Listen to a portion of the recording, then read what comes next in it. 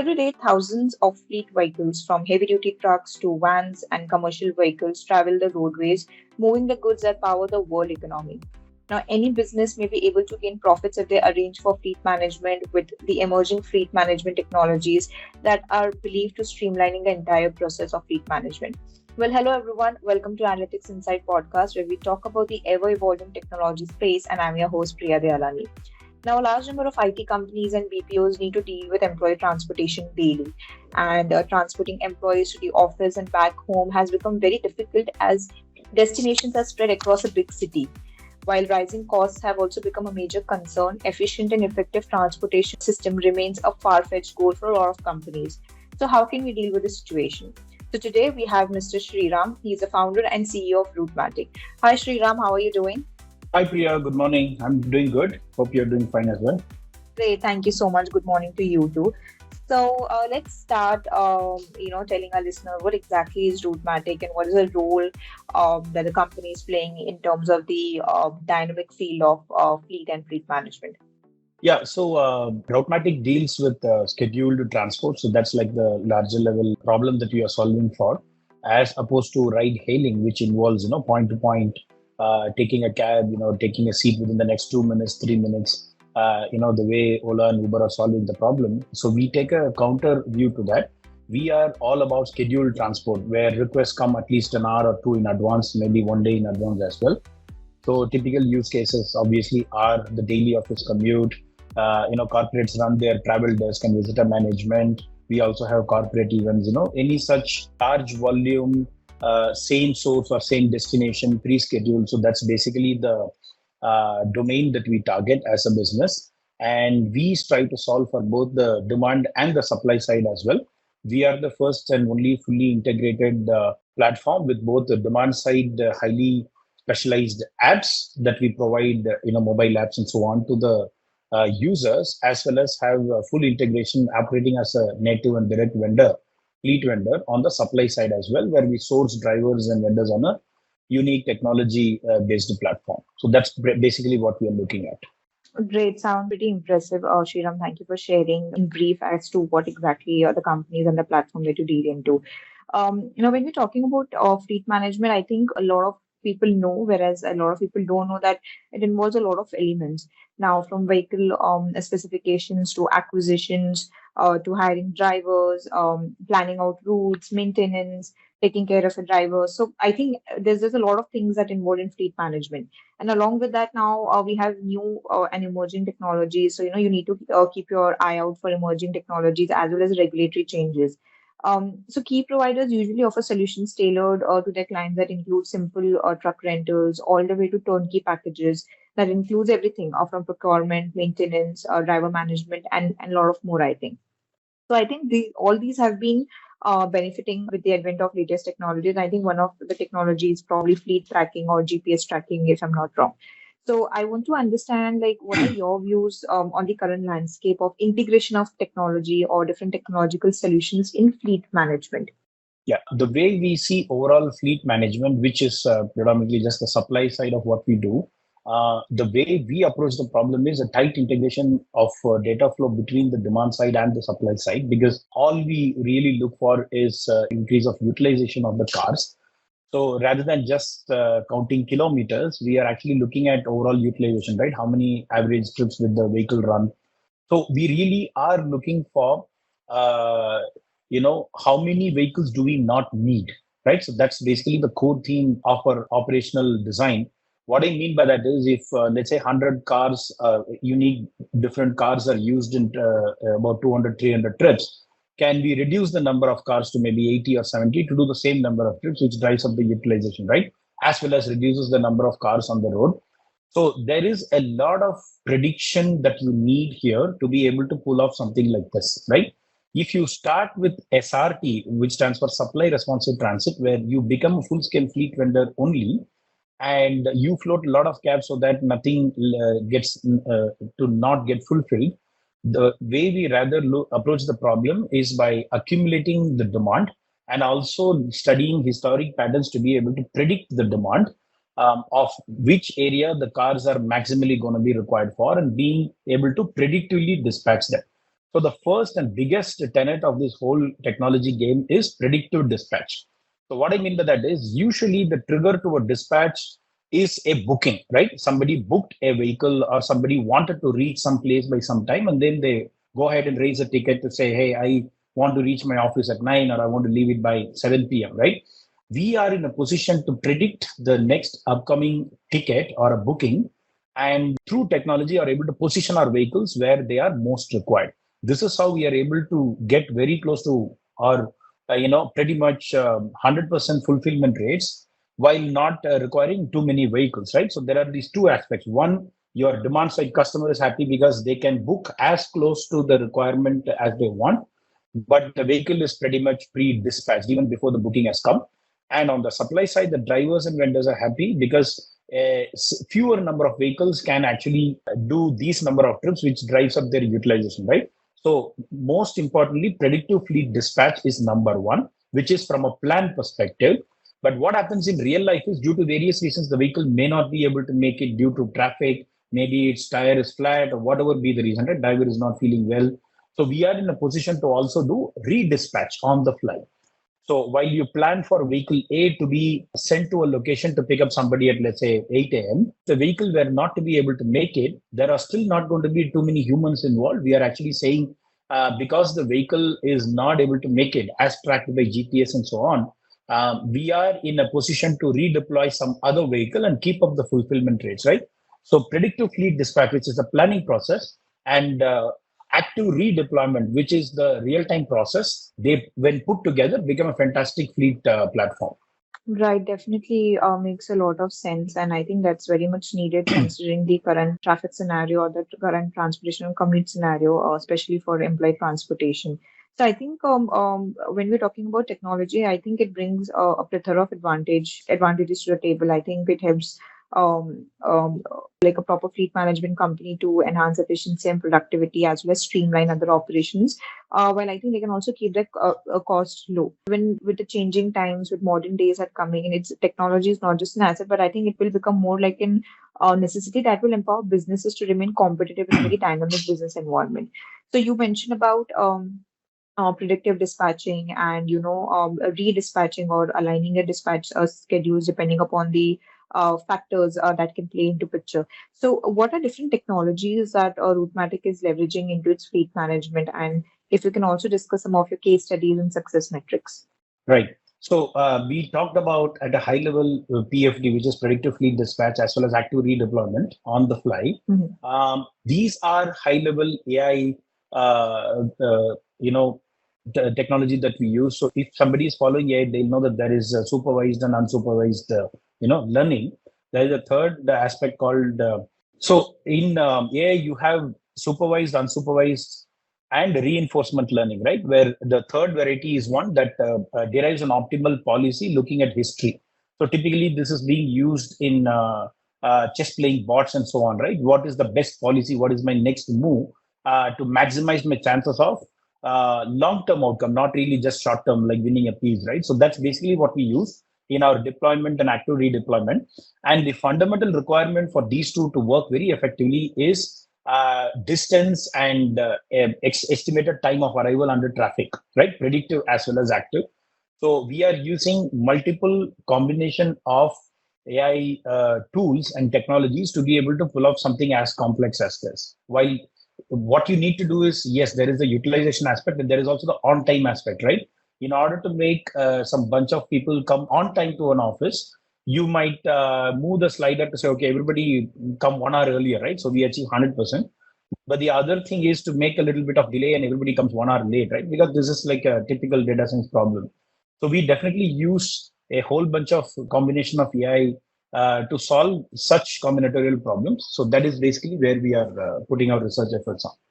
Right. Just like a very follow-up question, because I was very curious to ask you this is while you mentioned about using artificial intelligence and some high level artificial algorithms and models, by any chance do you also incorporate GPS tracking into your solutions or combining that with artificial intelligence? It's just because lately, I've been talking to a lot of people who are into fleet management industry, and they've been using these technologies like GPS tracker or fleet management tracking systems, and which has helped them to deal with the traffic situations or with efficient dispatching and job allocation for the drivers. So by any chance you also incorporate GPS tracking into your solution? Absolutely. So GPS data and harvesting that data for efficient distance and ETA metrics is very core to fleet management in general. And if you look at our Right. genesis, we actually started as a GPS company. So we made the first fully integrated GPS device with panic button, RFID, etc. about a decade ago. So that is our background to this whole thing. We routinely process about 800 to 900 million GPS samples a day, and we are definitely harvesting these for better routing to do, the better accuracy on the ETA engines, far better in terms of distance, because what really is needed here, see, understand one of the unique aspects to our business, as again just wanting to make a reference to ride hailing, is that the passenger is not the one who's paying, right? It's a corporate who's paying. So the way it behaves and works is very different. A user's requirement from a corporate sponsored or an organized transport is very different from when they are organizing by themselves for a personal travel or even to office but paying by themselves, right? So you need to be very aware of that. There's a lot more analytics to be done. There's a lot more stuff to be in place, which is also going to be audit friendly. So if you see, the route that a driver actually takes is not really known at the beginning, right? We need to guide them. There is a planned travel and then there is an actual travel, right? So in corporate, we always talk about how you planned it and how you actually got to execute it. And this needs to be measured, tracked, and paid without any involvement from the passenger, who's the employee who's just taking a seat in the vehicle. So obviously, yes, right. We have to be using GPS. It's very central to this. We routinely process 800 to 900 million samples. Roughly 2 million kilometers is what we do on a single day. In a single day, we do about 2 million kilometers of commute kilometers alone. We definitely harvest this data, and while Google Maps may give you a good cold start, where you are not present in a city and you need to get some fix whatsoever, but with time, within a couple of weeks of operation, our house in-house algorithms kick in. The amount of data that we have will help us and guide us towards both maximizing employee comfort while also keeping the cost low. Right, true. I think eventually everything boils down to data, and of course, GPS tracking, like you mentioned, is one of the core elements when we're talking about improving the efficiency of fleet management with the help of technology. And I think with more further technological development in fleet management, I think we're going to see more operation optimization, and where companies can adapt like an agile process that helps them give more in less amount of time, and also helps in cost savings, like you mentioned. And I think they can also effectively respond to changing market conditions with the integration of fleet management systems that can help them overcome challenges such as driver retention or fuel management, or keeping fuel as low as possible, and also meeting with the different compliance standards. So, when we're talking about these things, I think we've already spoke about how your platform or the system helps to improve business efficiency. I also want to understand how can it help reduce operational cost or increase fuel efficiency, and how it has helped your clients along the way. Right, great question. So, one of the things that we have always had in our strategy is to have a common fleet for the entire city, right? The traditional way that corporates are operating is they engage with a bunch of fleet vendors and they get into one-to-one private arrangements. For example, cars required for a certain shift, or within these 4 hours I need a certain package and so on. So the vehicle invariably goes, drops somebody, and comes back to office for the next pickup or drop. And it keeps doing this. Data shows that less than 5% of trips in corporate commute today are back to back, right? By design, they are hardly 5% is realized as back to back. So we wanted to get this close to nearly 95, 100%. So what I mean by that is, because we have several 50, 60 corporates sharing the same cab. When I say sharing, they don't share seats in the same trip, but for example, company A's drop and then we get a pickup from somewhere nearby. Again, thanks to our predictive fleet dispatch, we are in a position to predict this. So what really is happening from an optimization perspective for us is not merely just the cost, which is a natural outcome. what is also happening is the inter-trip distances, right? What we call the dry run is also getting massively reduced. So in our platform, all trips are pooled by default, and all trips are common to all the customers, right? In the sense that our vehicles are common to all the customers, which means that we are in a position to save a lot of these dry runs through this predictive fleet dispatch, which first of all reduces the number of cab, but it also reduces the number of inter-trip distances. Obviously, the trip distance per se is not going to reduce because there are people who want to be dropped to their homes or picked up from their homes, yes. But these inter-trip distances, the dry runs, is something that we are really looking for.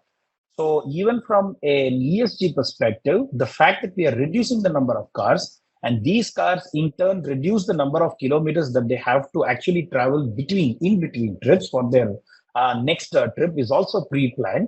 And the third one is we are also have actually introduced a good number of EVs in the last year, which are further going to reduce the carbon footprint, right?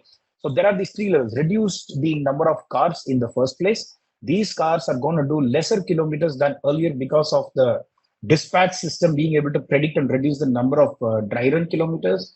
And the third aspect is how great would it be if these cars happen to be EVs in good proportion. So these are the three levels where we are actually, first of all, reducing costs. Second of all, bringing in higher, fulfillment rates as well as reducing the kilometers. And as while at that, also make it go green. Right, definitely makes sense, Sriram. And I think with countries around the globe working towards a zero carbon emission and trying to reach zero carbon by the end of 2050, I guess this use of technology in terms of reducing the carbon footprint as well as saving fuel and reducing costs is very much necessary. And hopefully, I believe that in the years down the line, I think probably fleet management company should utilize this technology and adopt systems that can help them reduce the carbon footprint and foster towards like a very greener environment. Um, so moving forward, I think when we're talking about reducing operational cost and increasing fuel efficiency, I guess there are a lot of fleet managers who are still reluctant towards traditional systems and where they want to spend significant of their time and resources in managing vehicles or other operations. So it is while ensuring they meet the efficiency, safety, and performance standards, but still they're not leveraging emerging technologies like you said as artificial intelligence. But one of the technologies that is gaining a lot of spotlight and importance is the Internet of Things, I believe, IoT. And it is said that it helps to lower the ownership cost, fuel consumption, fleet maintenance, and as well as helps in analyzing the overall performance of the fleets as well. And I think it is one of the fastest growing technological trends where we, of course, know that IoT is helping us with connected devices. So it can also help as an advantage in terms of connected infrastructure. So if you can talk about more about the role of IoT in your fleet management systems, or how do you think that IoT will play a pivotal role in the entire fleet management?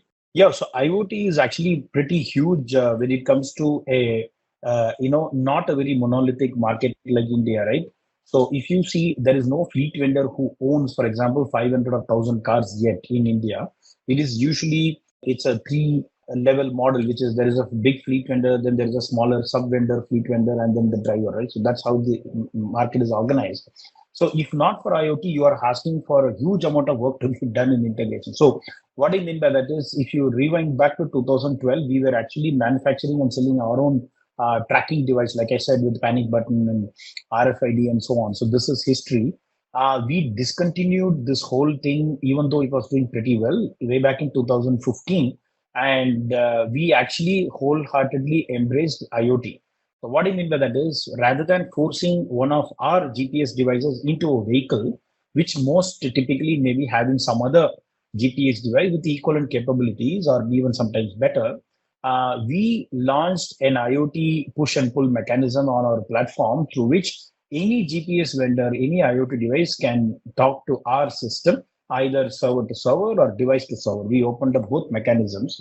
So that really opened up the market for us in terms of adoption from fleet vendor, because the friction of having to push your own device immediately vanishes, and you are now wholeheartedly embracing many different types of GPS equipment.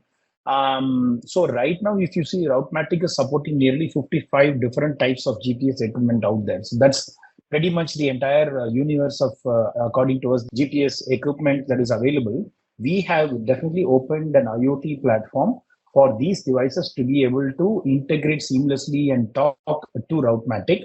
The integration hardly takes like a minute or two. You just have to put in who the GPS vendor is. You just need to give a special ID and boom, right? Immediately you are on the platform. So that's the power of IoT for you. And the fact that this data is, like I told you, the one of the 800, 900 million samples that keep coming on a daily basis and forming the backplane of the data pipeline that we use for our ingesting of this data is being used for the predictive power of the platform. So absolutely, we are big believers in IoT, and we practice what we preach since 2016, I would say.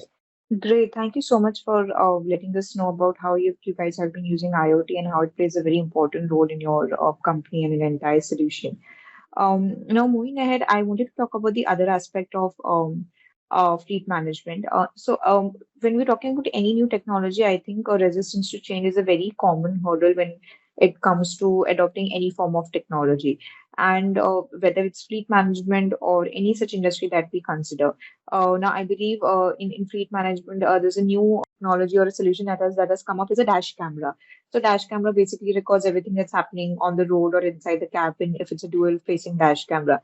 Now, a lot of drivers, I'm not sure how the current scenario is in India with considering dash camera, but outside India, I guess a lot of drivers are still skeptical about using a dash camera because they feel that the fleet manager is trying to intrude their personal space because when you're talking about long haul truck drivers, they basically eat and sleep in their trucks, and having like a dash camera which is continuously observing or monitoring them becomes more like an intrusion of privacy, or is what drivers feel.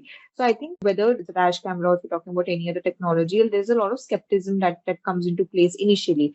And once people adopt or understand the kind of benefits that it brings to the table, it gradually the adoption rates increases.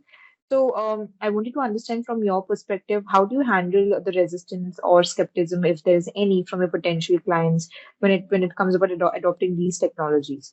Yeah, glad that you asked. So basically, these are collectively coming under the ambit of ADAS, right? ADAS is the term that we use for the safety aspect of the fleet that you manage. There are multiple approaches to this, which include highly specialized equipment, as well as there are an array of products that are available in the market, starting with video analytics all the way to highly specialized sensors that can be potentially thrown into the problem. So, but before that, let's analyze the overall requirements. Right? There are two different domains. One is freight management, and the other is people transport. Right, freight transport and people transport.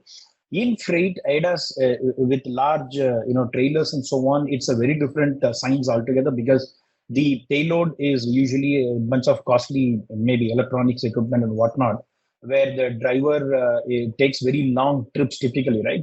Sometimes even 5 to 6 days trip from one state in India to another. We have actually worked on some of those. And the other is people transport. In people transport, the trips are not more than maybe 2.5 hours max, and you are looking at safety of the payload, which is basically the travelers, the users, your employees, and so on. So let's talk about three aspects. One, there is a mobile-based solution. You can just have a special piece of software that is installed on the mobile phone of the driver, which we call the driver app or the trip sheet app, which can sense stuff either through camera or through the gyroscope and all that is very common, very prevalent on mobile phones today. So there is a whole bunch of science that is scientific research that's happening around this, and we have done pilots with that also. The other interesting aspect is video analytics through camera. So you can go from either front-facing camera, which looks at the road from sitting inside the vehicle near the dash cam and near the dash, or you can also have a camera that's looking inside at the driver's face to look for drowsiness. So the outside facing camera can look at the road and detect stuff like overspeeding, jumping signals, tailgating, harsh braking, and so on. Basically, anything that has to do with looking out the window. While looking inside, the driver's drowsiness levels can be fairly accurately predicted. I mean, I know of results which are nearly 95, 96% accurate as well. However, I mean, we have done pilots with these as well, and we got very good, response and data and alerts from these. However, there are certain issues that we need to work on. which is, the privacy issue of people that are sitting inside the car, especially with an inside facing camera, right? Um, so that has been one of the biggest drawbacks to something that looks inside, because it's probably not just going to look at the driver's face, but also the passengers. The good thing is, yes, you can identify the validity of the passengers, but the bad thing is, it is also a privacy intrusion in the eyes of people. So that is one of the aspects to be looked at. And overall, putting any hardware in any vehicle is a bit of a challenge in an aggregated model, right? It's not like there is a large fleet vendor, like I told you in the beginning, who owns all these vehicles. These are coming from different owners, different use cases. These vehicles may work for you for probably 3-4 hours in a day and go back and so on. So having to install, uninstall the equipment, etc., is really the biggest challenge we face. Commercials is actually secondary. The logistics and reverse logistics of loading and unloading these, the camera equipment or the mobile phone to be positioned in a certain way in the car. These are really the challenges for adoption, not really the fact whether they are working or not, right? They work really well. We have done a bunch of pilots with some of our key clients. They did really well. The dashboards gave us very fairly accurate alerts on tailgating, signal jumping, and so on, even detecting the drowsiness level of the driver. However, privacy issues and operational challenges in terms of logistics and reverse logistics of this equipment itself continue to be a challenge. So that's basically what we are looking to solve for. Right, right, definitely. And I think as technology continues, I think artificial intelligence and IoT will become more integral in optimizing fleet operations. And like you mentioned, with real-time notifications on monitoring driver behavior, or in terms of detecting driver fatigue or drowsiness, or if they're properly driving or not, definitely makes a lot of sense and helps in improving the overall journey or the trip that the driver is completing.